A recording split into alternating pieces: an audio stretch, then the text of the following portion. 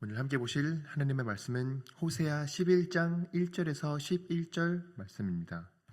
이스라엘에 어렸을 때 내가 사랑하여 내 아들을 애굽에서 불러냈거늘 선지자들이 그들을 부를수록 그들은 점점 멀리하고 바알들에게 제사하며 아셀 새긴 우상 앞에서 분향하였느니라.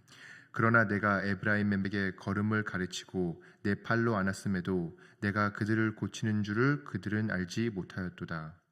내가 사람의 줄 곧 사랑의 줄로 그들을 이끌었고 그들에게 대하여 그 목에서 멍에를 벗기는 자 같이 되었으며 그들을 앞에 먹일 것을 두었노라. 그들은 애굽 땅으로 되돌아가지 못하겠거늘 내게 돌아오기를 싫어하니 앗수르 사람이 그 임금이 될 것이라. 칼이 그들의 성읍을 치며 빗장을 깨트려 엎으려 하니 이는 그들의 채찍으로 말미암으니라.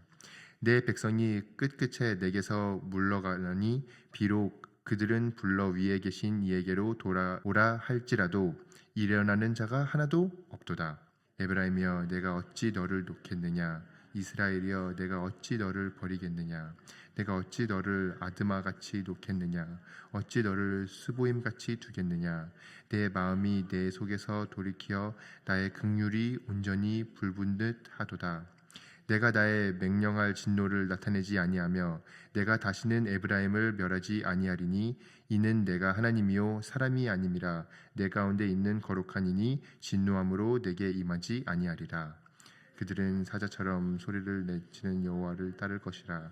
여호와께서 소리를 내시면 자손들이 서쪽에서부터 떨며 오되 다 함께 그들은 애굽에서부터 새같이 앗수르에서부터 비둘기같이 떨며 오리니 내가 그들을 그들의 집에 머물게 하리라. 나 여호와의 말이니라. 아멘. 오늘은 함께 이어서 계속 포기하시지 않는 하나님의 사랑을 보게 됩니다.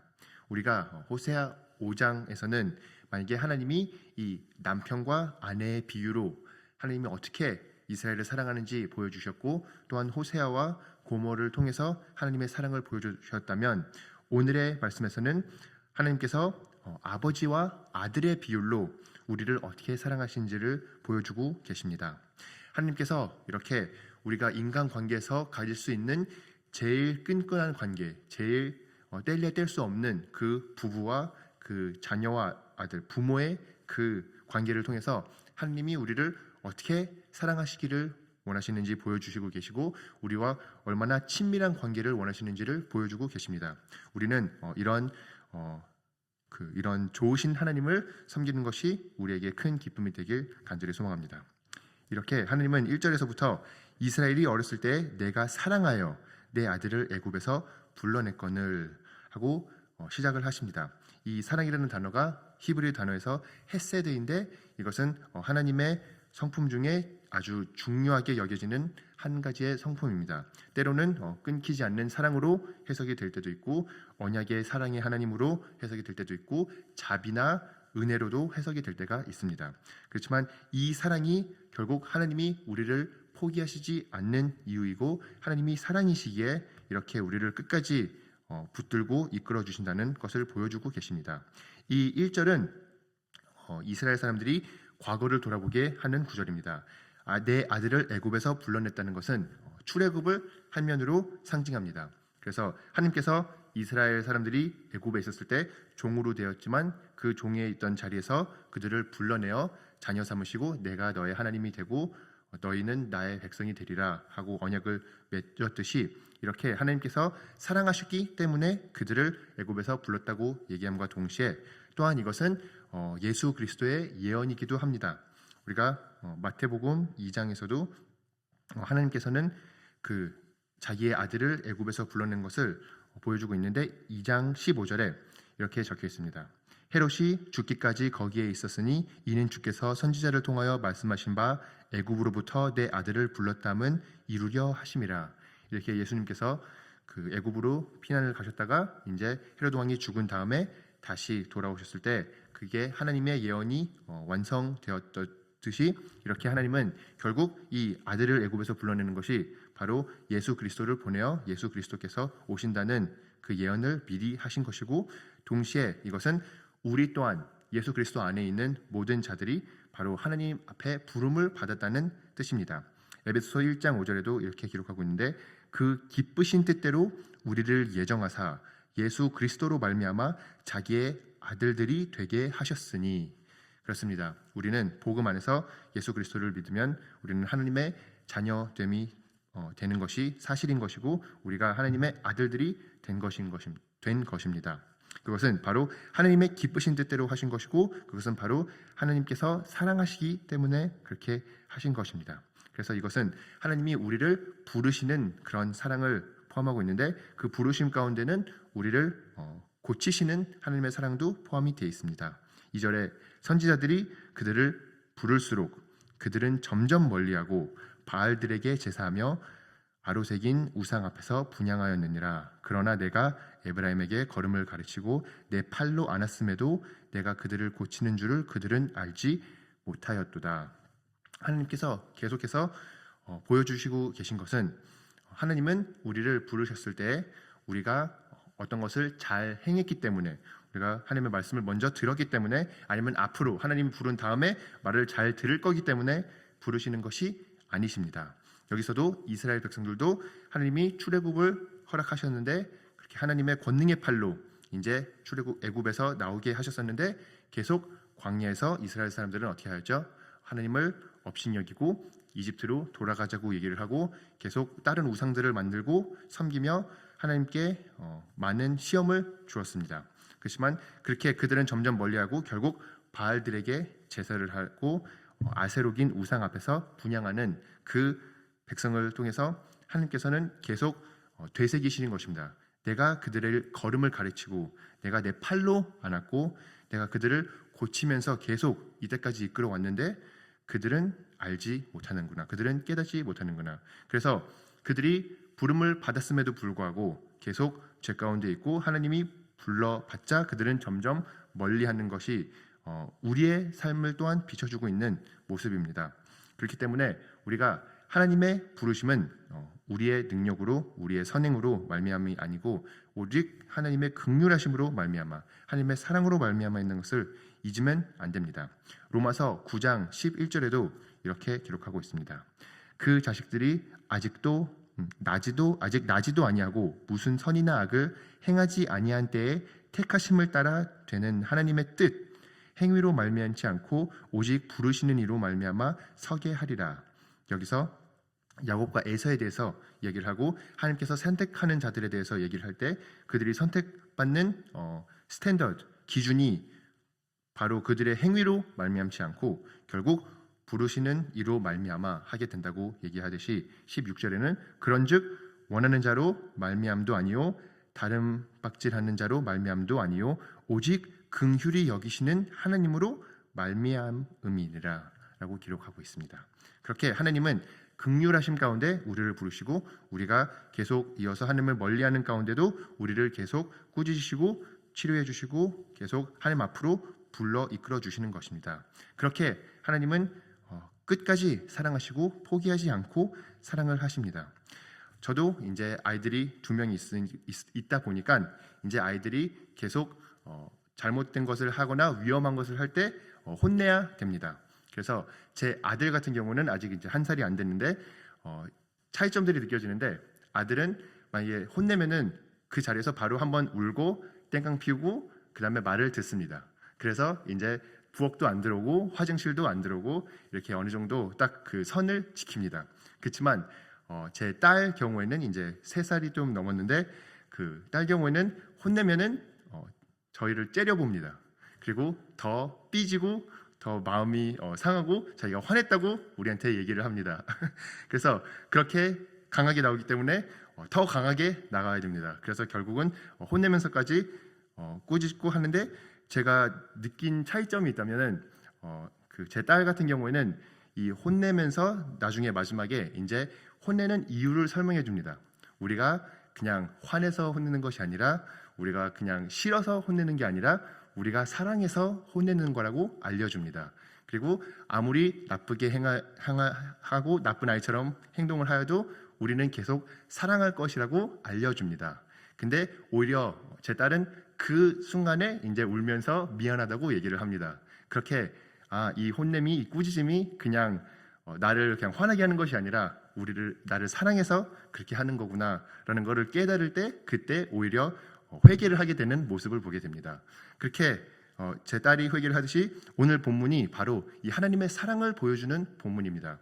우리를 그렇게 하나님께서 교훈하시는 것은 우리를 사랑하시기 때문에 그렇게 하시는 거고, 우리가 계속 악의 길로 점점 악에서 더 큰 악으로 행해서 우리가 죽음으로 도달하는 것이 아니라 오히려 하나님의 경고를 듣고 우리가 되돌아서 하나님한테 회개함으로 하나님의 그 선한 길, 하나님의 영생의 길로 행할 수 있도록, 임할 수 있도록 하나님께서 사랑하시기 때문에 하시는 훈계인 것을 오늘 말씀을 통해서 우리는 깨달을 수 있는 것입니다. 이렇게 계속 하나님은 이 이스라엘 백성들을 자기의 4절에 보면 내가 사람의 줄로 곧 사랑의 줄로 그들을 이끌었고 그들에게 대하여 그 목에서 멍에를 벗기는 자같이 되었으며 그들 앞에 먹을 것을 두었노라. 이렇게 이제 짐승을 보살피는 그 행위로도 계속 하나님께서 얼마나 잘 이끌고 인도하고 챙겨주시고 먹여주시는지를 보여주고 계십니다. 그래서 그렇게 행하였음에도 불구하고 결국 그들은 애굽 땅으로 되돌아가지 못하겠거늘 내게 돌아오기를 싫어하나니 아수르 사람이 그 임금이 될 것이라. 그래서 결국 이 북이스라엘이 결국에는 아수르 왕 시리아 왕국의 이제 포로로 갈 거라는 것을 미리 예언을 하고 있는 것입니다. 그래서 칼이 그들의 성읍을 치며 빗장을 깨트려 엎이리니 이는 그들이 계책으로 말미암으니라. 그래서 내 백성이 끝끝내 내게서 물러가나니 비록 그들은 불러 위에 계신 이에게로 돌아오라 할지라도 일어나는 자가 하나도 없도다. 이렇게 아무리 훈계하고 아무리 혼내도 점점 더 마음이 딱딱해지고 굳고 돌아오지 않는 그 이스라엘을 향해서 계속 하나님은 이제 훈계하실 거라고, 그 죄에 대해서 죄값을 내게 하실 거라고 하시면서 이 하나님의 분노가 합당한 것을 보여줌과 동시에 하나님께서 너무나도 사랑하여서 그렇게 그 자기네들의 죄값이 행한 대로 그것을 다 지불하게 하는 것이 아니라 계속 훈계적으로 그들을 이끄시다는 것을 보여주고 계십니다. 이 8절에 에브라임이여 내가 어찌 너를 놓겠느냐, 이 하나님이 포기하시지 않는 마음을 질문형으로 보여주는데 이스라엘이여 내가 너를 어찌 버리겠느냐, 내가 어찌 너를 아드마같이 놓겠느냐, 어찌 너를 스보임같이 두겠느냐. 이 두 말은 소돔과 고모라가 멸망할 때 같이 멸망한 두 도시였습니다. 그래서 내 마음이 내 속에서 돌이키어 나의 긍휼이 온전히 불붙는 듯 하도다.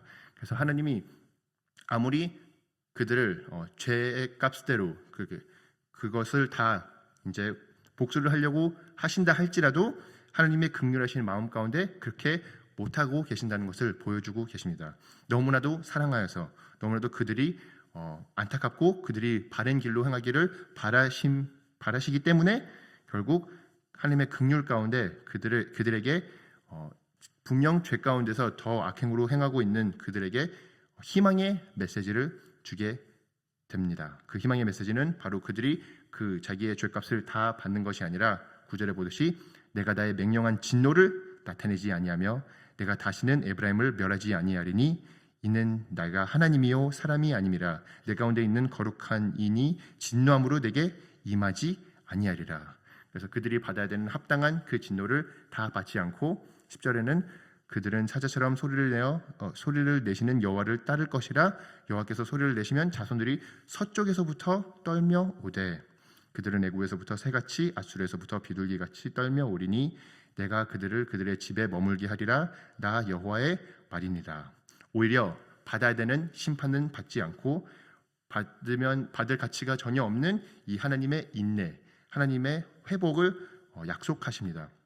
그리고 여기서 보면은 이 서쪽에서부터 떨며 온다고 얘기를 하고, 우리가 구약 역사를 통해서 알 수 있는 것은 유다는 나중에 다시 돌아왔습니다. 예루살렘에 와서 성도 짓고 느헤미야도 있고 에스라도 있듯이 그렇게 되었지만 북이스라엘은 다시 돌아오는 역사가 기록이 안 돼 있습니다. 그리고 또한 여기서는 서쪽에서부터 온다고 하는데 이스라엘의 서쪽에는 지중해 바다밖에 없습니다. 그리고 히브리어 단어에서는 서쪽이 주로 바다 쪽에서라고 설명이 되는데, 그럼 이것은 하나님의 약속이 아직 안 이루어진 것이라고 볼 수 있는데, 이 하나님의 약속이 이루어지는 것은 바로 이 진정한 이스라엘, 예수 그리스도 안에 있는 온 하나님의 부름받은 자들이 다 하나님께 돌아온다는 그 예언을 하는 것입니다. 그래서 바다에서부터 온 열방에서부터 하나님께 돌아오고 하나님께 예배가 회복되는 이 예언을 보고 있는 것인데, 그것이 바로 예수 그리스도 안에서 우리가 그 아브라함의 자손이 누가 진정한 아브라함의 자손이죠? 아브라함의 믿음을 가진 자가 진정한 아브라함의 자손인 것처럼 누가 진정한 이스라엘이죠? 참 포도나무이신 예수 그리스도가 참 이스라엘이고 그 안에 거한 모든 자들이 참 이스라엘이듯이, 그렇게 하나님의 뜻 가운데 모든 자들이 다 부름을 받고 그 부름받은 자들은 결국 하나님한테 돌아오고 하나님의 집에 머물게 하시겠다고 하나님께서 약속을 하시는 것입니다. 이렇게 포기하시지 않는 사랑, 우리가 죄 가운데 임했음에도 불구하고 하나님은 계속 우리를 우리의 죄에 행한 대로 심판하지 않으시고 우리를 계속 사랑으로 이끌어 주시고 인도해 주시고 우리에게 이러한 밝은 미래를 약속해 주시는 하나님은 우리는 섬기고 있는 것입니다. 그러니 우리가 하루하루 최선을 다해 이 하나님을 찬양하고 경배하고 사랑하는 뉴욕 장로교회 성도님들이 되시길 간절히 소망합니다. 그래서 마무리로 로마서 8장 28절과 29절을 읽어드리겠는데, 이렇게 기록하고 있습니다. 우리가 알거니와 하나님을 사랑하는 자 곧 그의 뜻대로 부르심을 입은 자들에게는 모든 것이 협력하여 선을 이루느니라. 그렇습니다. 이렇게 하나님이 부름받은 자는 우리의 능력에서 부름을 받는 것이 아니라 우리의 자격으로 부름을 받는 것이 아니라 하나님의 뜻대로 하나님의 긍휼대로 부름을 받았는데, 그 부름받음과의 동시에 약속되었는 것이 모든 것이 협력하여 선을 이루겠다는 것입니다. 그리고 그 선을 더 구체적으로 설명하는 구절이 29절인데, 그것이 바로 하나님이 미리 아신 자들 또한 그 아들의 형상을 본받게 하기 위하여 미리 정하셨으니 이는 그로 많은 형제 중에서 맏아들이 되게 하려 하심이니라 라고 기록하고 있습니다. 하나님이 우리에게 협력하여 모든 선을 이루는 것은 결과적으로 무엇인가요? 바로 우리가 그의 아들의 형상을 본받게 하는 것입니다. 하나님은 우리의 환경을 다 우리가 예수 그리스도를 더 닮아갈 수 있도록 만드실 것입니다. 그래서 어려움들을 통해서도 또한 하나님께 축복해야 될, 감사하고 찬양해야 될 이유로도 결국엔 우리가 다 주님을 더 닮아가는 것을 하나님께서는 바라시는 것이고, 그렇게 될 우리를 미리 아셨고 미리 불러셨습니다. 그래서 우리는 하나님으로부터 부름을 받았고 하나님으로부터 약속을 받았고, 우리는 우리의 삶에서 하루하루 해야 되는 것이 어떻게 하면 주님을 더 닮아갈 수 있을까? 어떻게 하면 더 그의 아들의 형상을 본받으며 살아갈 수 있을까라는 것을 고민하시고 기도하시고 실천하시길 간절히 소망합니다. 함께 기도하시겠습니다. 주님의 말씀을 통해서 주님께서 우리를 포기하시지 않는다는 것을 보여주시니 감사합니다.